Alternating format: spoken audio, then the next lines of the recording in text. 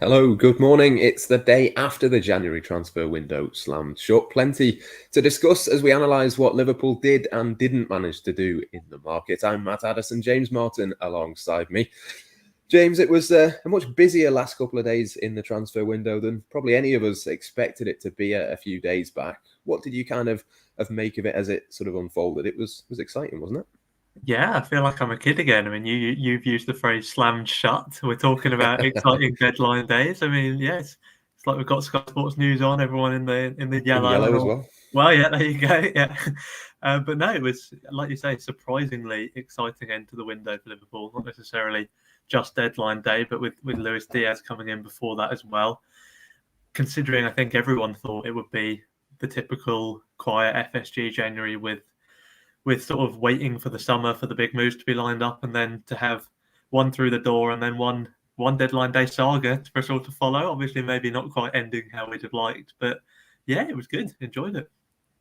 Yeah, let's go to Fabio Carvalho first. Obviously, for anyone who was asleep, tucked up in bed last night when all that was unfolding, it was an interesting one. It looked like it was on. Liverpool agreed a fee to begin with, but obviously didn't quite get the paperwork done in time. But I don't think this is the end of it, is it? The chances are Fabio Carvalho come the summer will be a Liverpool player, and of course, even if they had have done it yesterday, he still would have gone back on loan for the rest of this season. So actually, in reality, it might not work out that much differently, even though it's kind of fallen through at this stage. Yeah, I mean, in theory, it could be the best case scenario. I mean, we don't know what the clubs were talking about in terms of the wage agreements, or if there would have been a loan back in there. But there's a possibility Liverpool could have had some of that wage burden for the remainder of the season if they struck this kind of deal.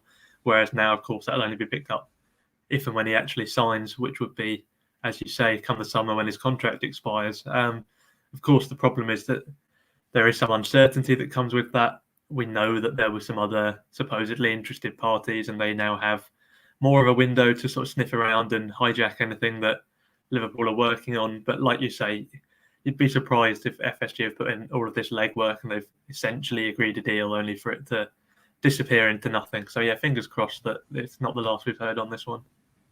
Yeah, I'm sure it won't be, to be honest. I think it's pretty likely that Liverpool still get him in the summer. The fact that they've managed to agree a fee, even if it went to a tribunal, you'd imagine that would just be the fee that Liverpool paid. Even in the meantime, Liverpool and Fulham can come to that agreement, so it doesn't have to go that far. It seems pretty clear that the player was convinced on it. Liverpool obviously have put in a fair bit of work to try and get him, so they're obviously fairly convinced of him.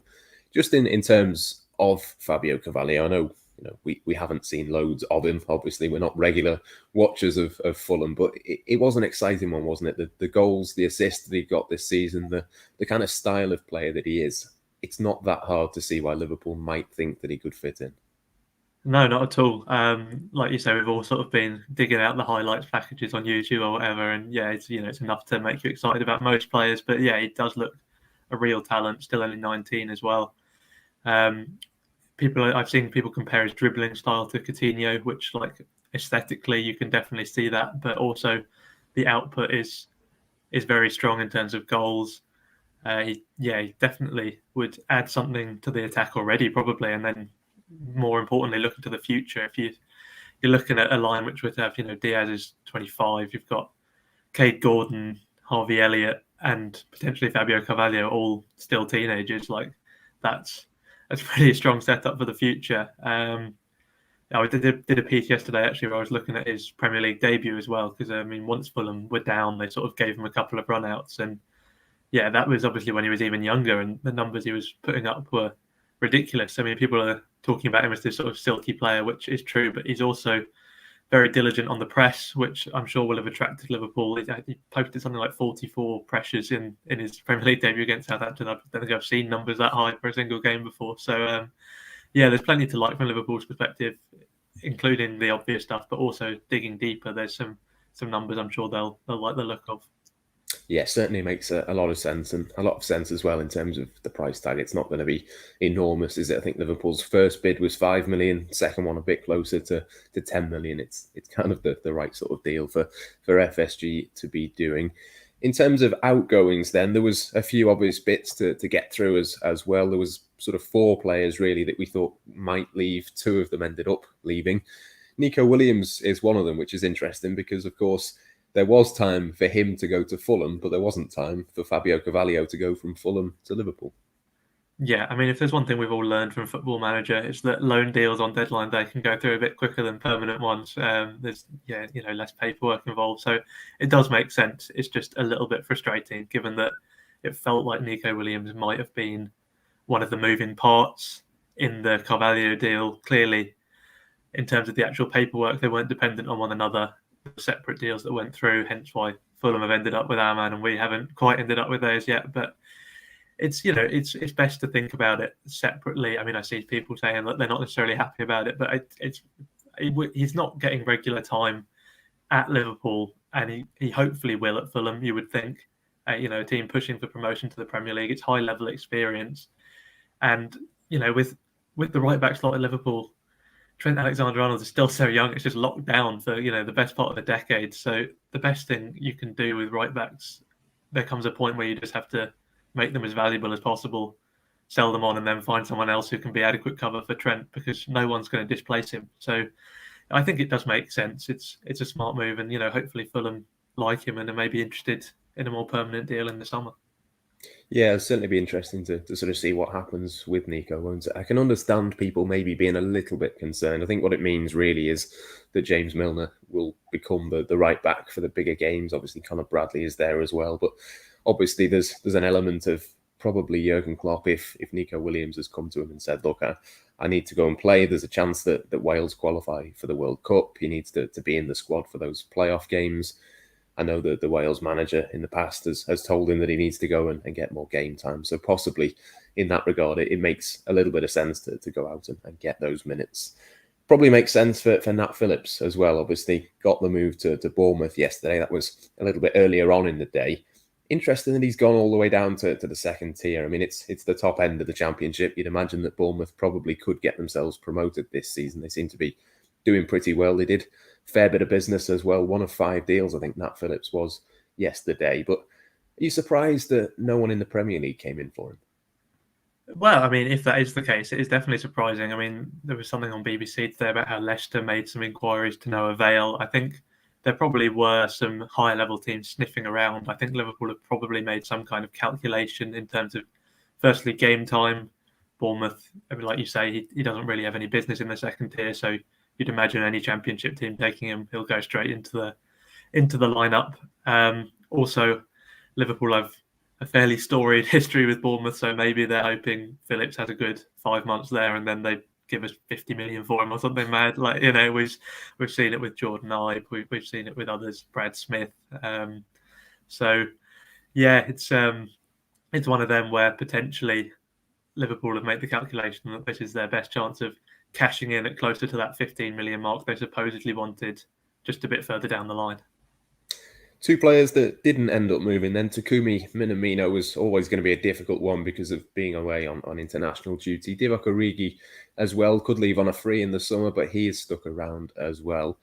Between the two of them, though, there's not going to be loads of chances for minutes between now and the end of the season. Was that the right call, do you think, for the pair of them? And would you expect them both probably to move on in the summer?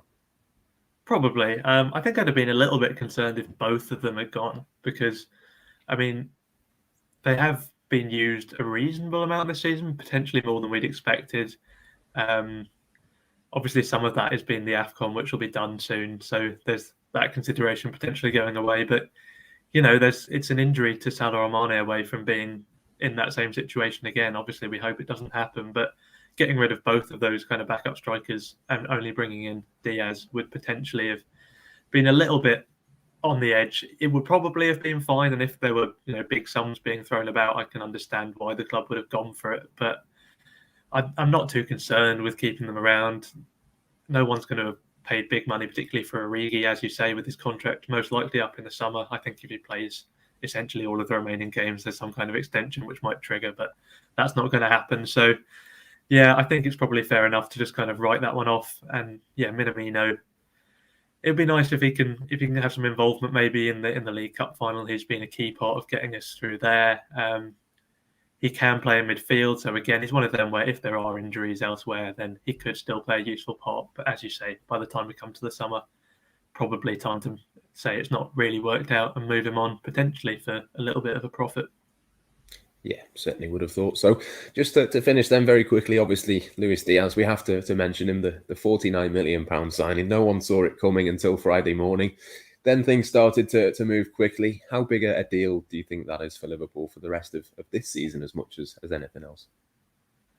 Yeah, it's an interesting one in terms of this season. I'm sure he'll feature, but it could easily be one of them where Klopp kind of infuriates the fans a little bit who are sort of foaming at the mouth to see a new signing. We've seen it plenty of times before. I think Fabinho took a fair while to bed in.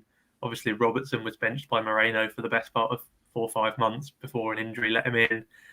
So, yeah, Klopp plays in such a specific way. I think he does kind of feel the need for new signings to bed in on the training ground before he necessarily chucks them into hugely regular action. But, yeah, as you say, £49 million is not going to be warming the bench for too long, you wouldn't have thought. So it'll be nice, if nothing else, to have that kind of live wire option from the bench. The options have been a little bit thin on the ground in recent seasons in terms of impact players. So yeah, it'll be good to see glimpses of him, but I think we'll see sort of the real Luis Diaz in the months and years to come, really. Yeah, it'd be nice if he could get his debut, wouldn't it, at the weekend against Cardiff? That'd certainly be something to liven up the FA Cup weekend. But yeah, overall, an exciting window for Liverpool, then far more busy than what anyone expected. One deal done, another one didn't quite happen, but could happen in the summer. We are going to be doing one of these streams every single weekday from now on, so do make sure to stick with us. Come back every day, and there'll be a couple of us on to talk about the biggest Liverpool talking points. You can obviously stick your messages into the comments section as well. We'll answer any questions, try and get through the best of those as well. For now, though, from James Martin and myself, Matt Addison, I think that will do us. It's goodbye for now.